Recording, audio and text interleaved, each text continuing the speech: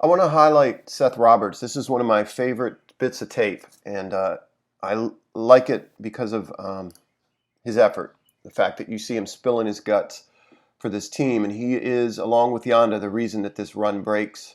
Ingram runs real hard here too. Watch Roberts. This is the 2nd down and 12. Watch him come just screaming towards the line of scrimmage, pick up this alley corner, and really spring Ingram. I mean, this is just sheer effort, and a guy, like I said, just spilling his guts for the play and for the team, and it's something we might have missed. It's really, to me, just a really noteworthy, exceptional play. Let's just watch it one more time, and then we'll look at the back end. It's worth watching again. You see Yanda pulled here. First off, Andrews, comes across, lines up here. You can see as he goes in motion, linebackers move to that side. Yanda pulls off the ball. Linebackers scrape that way. And you can see this linebacker really does a good job reading that pull. But Yanda gets on him, turns him. Ingram follows that. But here comes out of nowhere Seth Roberts, saving the day here. Just great effort. And I think I've said it twice already, but that's the kind of stuff I love, just spilling his guts. Here comes the guy that was guarding Seth. So you can see all he has the ability to do here is get Ingram up high, and Ingram just blows right through that. So, yeah, I just wanted to make a point, because that's not the sort of thing that you see, on the stat sheet typically, but just a really, really important play. My feeling was that the Ravens should have punted here. It's 4th and 3, and real early in the game, you run the risk here of giving Arizona the ball at the 45, which is what happened. But having said that, you can see that this almost works, or might have worked. The left side is going to slide protection. Yanda gets pulled into protection, and the back helps him there. And Lamar boots out. You're going to see Orlando come over and get this 3. Make sure he's sealed. Miles Boykin runs this hitch that's essentially a screen or pick for Marquise on the outside. And you can see what Lamar is seeing there. There's separation, there's grass, and that's where he throws it. Note, too, that Miles is open at the sticks here. So there's room to make this conversion on 4th down here, and the throw is over Marquise. So not a great throw. The decision was a gutsy one. Just doesn't work out here. This is the play that ultimately seals the game. It's 3rd and 1. Ravens in 23 personnel, just real heavy. Good hard running by Ingram, and you can see, in addition to him running hard, he's real patient here. To follow Yanda, who they've pulled once again here. See him just fold right behind Marshall just to get that key 1.5 yards. Ravens, like I said, in 23, out of the eye, Lamar under center. They're running this football.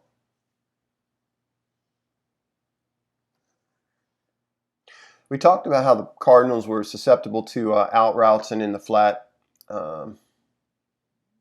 Watch what this motion does, this motioning of Nick from the inline tight end to the other side, coupled with the weight of having Ricard to that side, does to this second level defense. This is on purpose. It's just enough, and now there's just no way this guy's going to get out and cover the flat. See where he begins in terms of formation while Nick's in line. See that? Watch where he ends up. It's just a yard. Maybe 1.5 yards, but that's enough, that pulling of him. And the Cardinals set back in cover 3. Ravens apparently saw that on film. Lamar gets the ball out. Really nice ball to the sideline.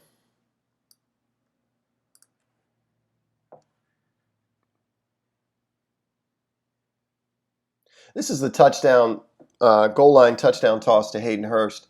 You can see right now that this defender is in a bind. You have Lamar in space.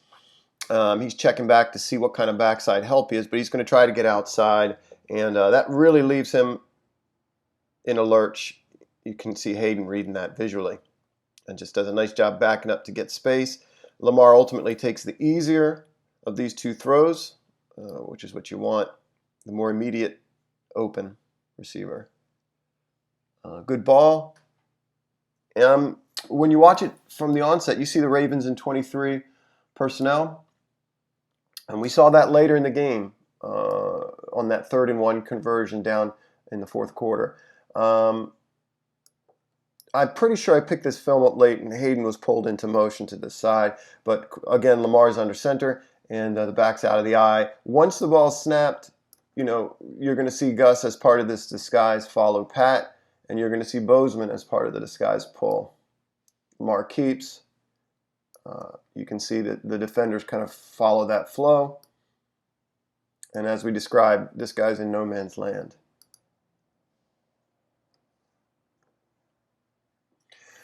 I was given the opportunity to be part of the film study podcast, Ken McCusick's podcast, as a guest host. I felt really grateful to be asked to do that. I'm going to put a link to that show in the description box. And he has been doing great work breaking down film for the Ravens for a very long time. So, the reason I mentioned the show is I think it'd be great if folks could really, really watch his show or listen to his podcast rather, and check out his work. So I'm gonna leave a link to his website where you can access the podcast that he does. Okay, so one of the questions on the podcast that someone asked was, who do you think will be a surprise player, or who might come up versus Kansas City? And I didn't give a good answer to that, I don't think. But upon reflection and upon watching even more film, I think it's Hayden Hurst. I think Hayden might be a guy that's targeted, given how much I see him open, and also how much guys will be keying on Andrews. Guys will be keying on Marquise Brown. You can see him running wide, open up the seam here, and Lamar doesn't hit him. Okay, so to the play itself, you see the running back get pulled into this number 3 receiver set. Marquise is out by himself. And we talked about the Cardinals being a defense that in particular shows itself more than some.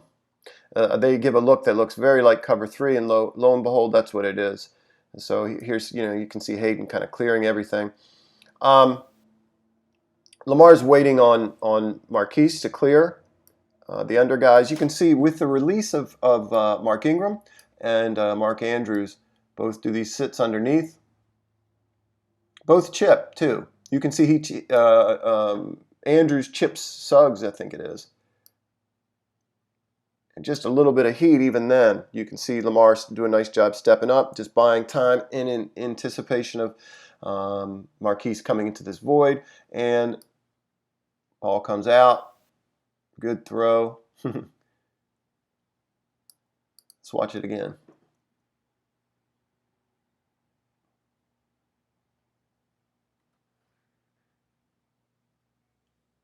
This is an RPO read of this defender here. You also notice that Hayden does a nice job setting up a screen for what is in effect a screen for this quick out. Marquise runs. You also see the effect that the running game has, just having to keep these guys where they can get involved in the run if he gives the ball. But you see Lamar reading that defender. He folds underneath of Hayden, and Lamar, you can see from the backside, gets the ball out very quickly. He's been really accurate, has Lamar, with these sideline throws. Confident, too.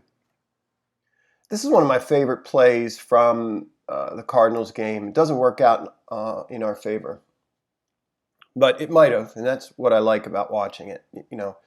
Given that I'm afforded slow motion replay and hindsight. It's another smash route. You see Hill release out of the backfield.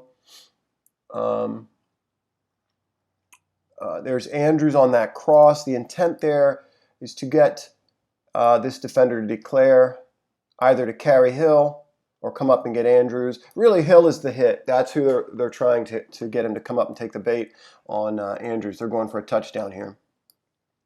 You can see Hill comes open.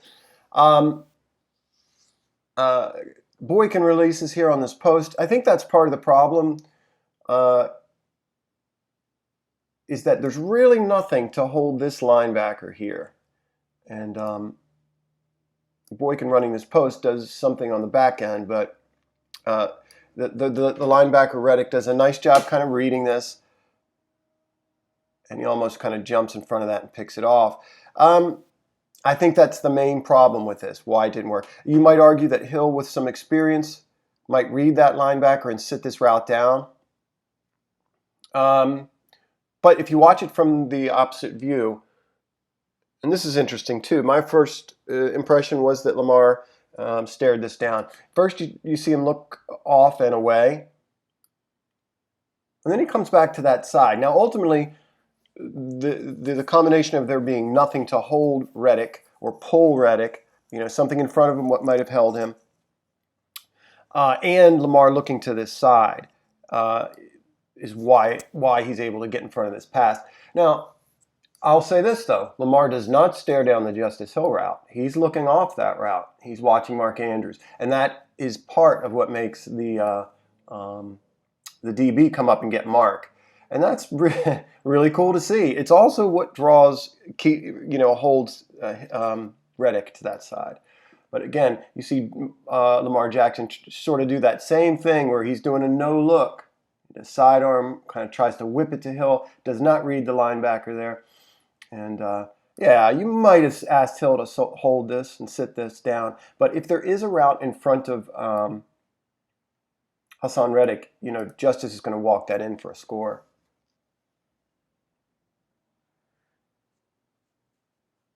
Let's finish off the video with what is really a spectacular throw. It's in the running for one of the better throws of the day. There's no question about it. It's accurate. It threads the needle. It is anticipatory. Watch where this ball comes out. First, watch how far the linebacker carries Mark. And watch when the throw comes out. Yeah, it's pretty deep. Ball's out.